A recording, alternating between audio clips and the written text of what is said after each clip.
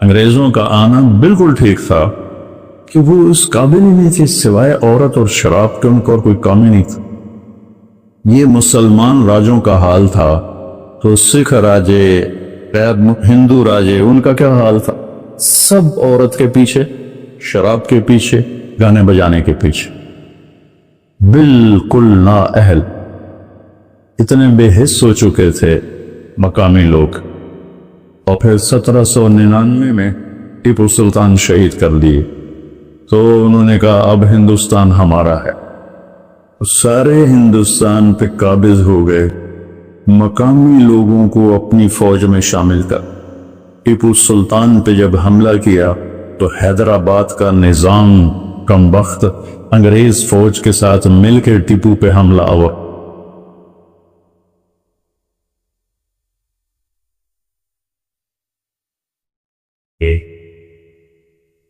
مغلوں کی حکومت سب سے لمبی چلی، 328 سال مغلوں نے حکومت، اور 1608 میں ایسٹ انڈیا کمپنی ہندوستان میں داخل ہوئی۔ جہانگیر کا زمانہ تھا، عروج تو ان کو وہ تو بالکل فقیر سے تھے۔ ایسٹ انڈیا کمپنی انگریزوں کی انگلینڈ سے آئی ہوئی، تو وہ شاہ جہاں اس جہانگیر تک ان کی رسائی ہوئی۔ جہانگیر کو میری طرف سر درد رہتا تھا، تو اس نے ان سے پوچھا تمہارے پاس کوئی چیز ہے سر درد کی؟ تو اس وقت وہ سائنس میں آگے جا چکے تھے، تو اب دیسی علاج میں کوئی ایسی دوا نہیں ہے جو فوری اثر کرے، تو انہوں نے اس کو گولی دی، وہ ٹھیک ہو گیا۔ وہ تو بڑا خوش ہوا، کہنے لگا کیا مانگتے ہو؟ اب ان کا دیکھو اپنے ملک کے لیے خیر خواہی، کہنے لگے جی ہمیں انڈیا میں تجارت کی اجازت دی جائے، بجاؤ اجازت۔ تو انہوں نے یہ جنوبی ہند کی طرف اپنے چھوٹے چھوٹے اڈے بنا لیے۔ شاہ جہان کے دربار میں وہ آئے تو شاہ جہان سے مل کر نکلے تو شاہ جہان کے وزیر نے کہا مجھے ان کی آنکھوں میں مکر و فریب نظر آتا ہے، ان کو ہندوستان سے نکال دو۔ تو شاہ جہان کہنے لگا کیا پدی کا شوربہ، ان کی حیثیت ہی کیا ہے، ان کا ہونا نہ ہونا ہمارے لیے بھرا بھرا۔ تو بعد میں پتہ چلا وہ پورا ہندوستان ہی کھا گئے۔ تو 1608 میں جہانگیر کا زمانہ تھا جب یہ ایسٹ انڈیا کمپنی آئی، اور پھر وہاں انہوں نے اپنے اڈے بنانے شروع کیے۔ آہستہ آہستہ آہستہ مقامی فوج تیار کی، اور مقامی فوج سے 1757 میں سراج الدولہ کو شکست دے کر بنگال پہ قبضہ کر لی۔ مقامی فوج، اتنے بے حس ہو چکے تھے مقامی لوگ۔ اور پھر 1799 میں ٹیپو سلطان شہید کر دیے تو انہوں نے کہا اب ہندوستان ہمارا ہے، اور سارے ہندوستان پہ قابض ہو گئے۔ مقامی لوگوں کو اپنی فوج میں شامل کر ٹیپو سلطان پہ جب حملہ کیا تو حیدرآباد کا نظام کم بخت انگریز فوج کے ساتھ مل کے ٹیپو پہ حملہ آور ہوا۔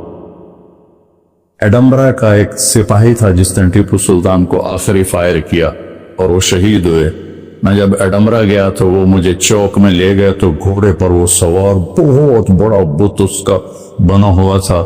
میں کہا یہ ہے وہ سپاہی جس نے اس کو آخری فائر کیا، اور وہ شہید ہو گئے تھے۔ تو ہندوستان میں انگریز کا آنا ایک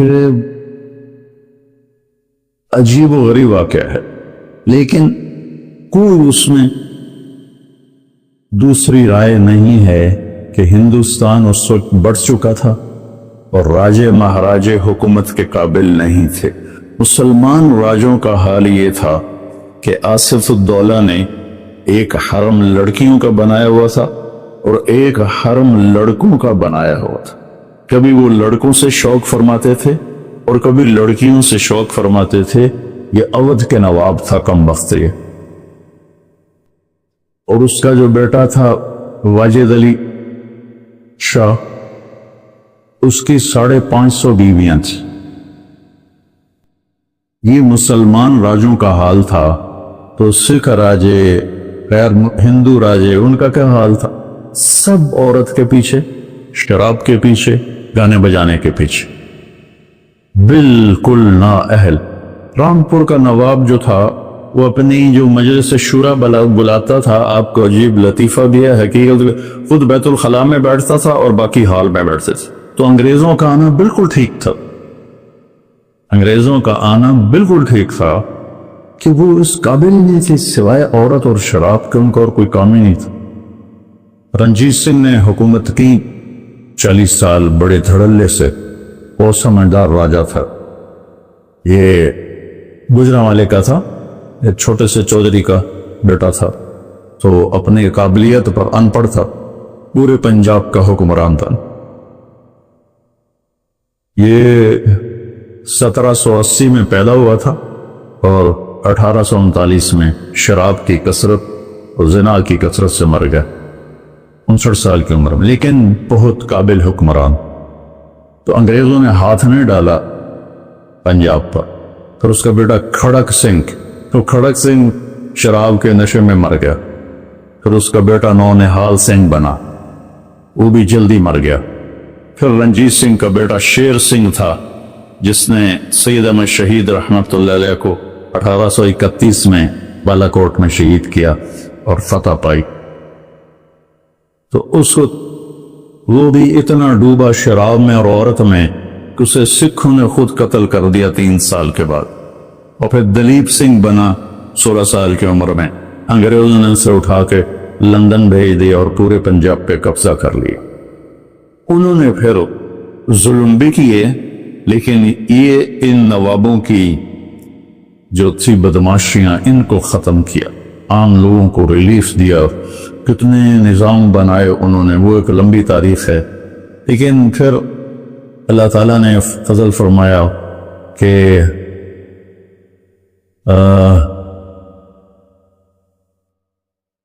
1906 میں مسلم لیگ کی بنیاد رکھی گئی۔ 30 دسمبر 1906 نواب سلیم اللہ صاحب ڈھاکہ، یہ نواب خاندان تھا، یہ بنگالی نہیں تھے، یہ کشمیری تھے۔ ان کے بڑے تجارت کے لیے گئے اور بہت کما لیا۔ 1857 کی جنگ میں انگریزوں کا ساتھ دیا تو اس طرح انہوں نے جاگیریں دے دی، نواب بنا دیا۔ اس کے آخری نواب تھے سلیم اللہ خان صاحب، جو 43 سال کی عمر میں فوت ہو گئے۔ انہوں نے اپنے محل میں 1906 میں 30 دسمبر مسلم لیگ کی بنیاد رکھی۔ پاکستان کا پہلا پتھر وہاں رکھا گیا۔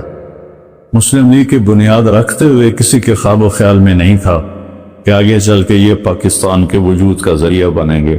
صرف یہ جد و جہد تھی کہ مسلمانوں کو اکٹھا کیا جائے اور انگریزوں کے خلاف کوئی محاذ بنایا جائے۔ تو چلتے نواب سلیم اللہ جوانی میں فوت ہو گئے، نوابی ٹائٹل ختم ہو گیا۔ اس کے بعد کون اس کے بنے میں مجھے نہ یاد ہے، نہ مجھے پڑھا ہوا یاد ہے، لیکن علامہ اقبال رحمت اللہ علیہ نے ریاست پاکستان کا تصور پیش کیا کہ ایک ریاست ہونی چاہیے مسلمانوں کے لیے الگ۔ 1930 میں الہ آباد میں ایک جلسہ تھا، اس میں اقبال رحمت اللہ علیہ نے بطور پیغام جو انہوں نے اپنی شاعری میں پیغام دیا، وہ 14 صدی میں کوئی شاعر ایسا نہیں کہتا، 14 صدی میں کوئی ایسا شاعر پیدا نہیں ہوا کہ جس نے پیغام دیا ہو۔ آپ کو عجیب بات سناؤ، 96 میں ہماری جماعت انڈونیشیا گئی، جنرل حبیبی اس وقت وہاں صدر تھا، تو میں تو نہیں گیا لیکن دوسرے ہمارے کچھ بزرگ اس کو ملنے کے لیے گئے، مسیح الزمان صاحب رحمت اللہ علیہ اور کچھ اور ایسے۔ تو وہ کہنے لگا کہ آپ کو پتہ ہے ہم نے تحریک آزادی کیسے چلائی ہے؟ پھر یہ آپ بتائیں کہ اقبال کی شاعری اور آپ کے قائد محمد علی جناح رحمت اللہ علیہ کی تقریریں، ان کا ہم نے انڈونیشی زبان میں ترجمہ کر کے اپنے نوجوانوں کو ابھارا، اور ہم آزاد ہوئے۔ پرتگال وہاں تھا، لیکن ہم جانتے نہیں اقبال کون ہے۔ تو انہوں نے سب سے پہلے یہ تصور پیش کیا کہ ایک ریاست ہونی چاہیے. قائد اعظم محمد علی جناح رحمۃ اللہ علیہ یہ ساہیوال کے تھے. ان کے جو بڑے تھے ساہیوال کے، راجپوت فیملی تھی، گجراتی نہیں تھے یہ. کیم چھو مجمع، یہ گجراتی زبان ہے. کیم چھو مجمع، کیا حال ہے، بڑا اچھا. ان کے بڑے گجرات شفٹ ہوئے تجارت کے لیے، تو پھر وہ گجراتی بولنے لگے. جب 2-3 نسلیں وہاں رہیں تو اللہ تعالیٰ نے اس بندے کو چنا. انہوں نے کانگریس میں شمولیت اختیار. کانگریس میں کچھ عرصے کے بعد انہیں پتہ چلا کہ یہ مسلمانوں کے مفاد میں کچھ بھی نہیں ہے، تو الگ ہو گئے. مسلم لیگ میں شامل ہوئے تو بری طرح مسلم لیگ پٹ رہی تھی، تو یہ مایوس ہو کے یہ لندن چلے گئے. بہت بڑے وکیل تھے. تو علامہ اقبال رحمۃ اللہ علیہ نے خط لکھا کہ آپ واپس آئیں اور مسلم لیگ کی باغ ڈور سنبھال. تو وہ پھر ان کے خط پر واپس تشریف لائے اور مسلم لیگ کی باغ ڈور سنبھالی. پھر علماء دیوبند 2 حصوں میں تقسیم ہو گئے. ایک حصہ کہتا تھا تقسیم نہیں ہونی چاہیے. مولانا شرف علی تھانوی رحمۃ اللہ علیہ، مولانا شبیر احمد عثمانی رحمۃ اللہ علیہ، مولانا ظفر احمد تھانوی رحمۃ اللہ علیہ، مولانا سلیمان تھے ندوہ کے. تو یہ حضرات کہتے تھے تقسیم ہونی چاہیے. تو اس سے علماء دیوبند 2 حصوں میں تقسیم ہو. دونوں کی نیت جو چاہتے تھے نام تقسیم ہو، ان میں بھی کوئی ذاتی مفاد نہیں تھا. وہ سمجھتے تھے کہ اس میں مسلمانوں کا فائدہ زیادہ ہے. اور حضرت تھانوی رحمۃ اللہ علیہ اور ان کے ساتھ والے کہتے تھے تقسیم میں فائدہ زیادہ ہے. اور آخر نتیجہ وہی نکلا جو حضرت تھانوی رحمۃ اللہ علیہ کا فلسفہ تھا کہ الگ ہونا چاہیے، کہ مسلم نان مسلم مفاد ایک نہیں ہو سکتا، وہ اس میں ٹکراؤ پیدا ہو جاتا ہے. تو مسلم لیگ بہت بری طرح پٹ رہی تھی. تو مولانا شبیر احمد عثمانی، مولانا ظفر احمد تھانوی، انہوں نے دورے کیے پورے سرحد کے اور ہندوستان کے، اور جو جوشیلی تقریریں کر کر کر کر مسلم لیگ کو اتنا کھڑا کیا کہ الیکشن میں کافی سیٹیں لینے میں کامیاب ہو گئے. ادھر 1940 میں دوسری جنگ عظیم شروع ہو گئی جو 44-45 تک رہی، اور انگلینڈ بالکل اس کی کمر ٹوٹ گئی اور اسے اپنے مقبوضہ جات پر قبضہ رکھنا مشکل ہو گیا. ادھر تحریک پروان چڑھ گئی، پاکستان کا مطلب کیا، لا الہ الا اللہ. آج کے نوجوانوں کو پتہ ہی نہیں ہے کہ کیا قربانیاں ہیں. تو آخر کار انگریزوں کو ہارنا بھی پڑا اور وہ مجبور بھی ہو گئے تھے. دونوں چیزیں تھیں، قبضہ رکھ نہیں سکتے تھے، سارا کچھ برباد ہوا پڑا تھا. اور ادھر مسلمانوں میں بھی ایک جوش اور تحریک اٹھی ہوئی تھی، ہندوؤں میں بھی اٹھی ہوئی تھی. تو پھر اللہ تعالیٰ نے محمد علی جناح رحمۃ اللہ علیہ، بہت بڑے ہمارے محسن ہیں، بڑے عظیم انسان تو مقدر کی بات ہے انہیں حکومت کرنے کا موقع ہی نہ مل سکا. 47 میں آزاد ہوا، 48 میں انتقال ہو گیا. ٹی وی کے مریض تھے 72 سال کی عمر میں. اس کے بعد ہر ایک لائن لگ گئی. ایک دکھ بھری داستان ہے، ایک درد بھرا افسانہ ہے، جگر سوز بھی ہے، دل خراش بھی ہے، کہ قربانیوں کو رائیگاں کر دیے.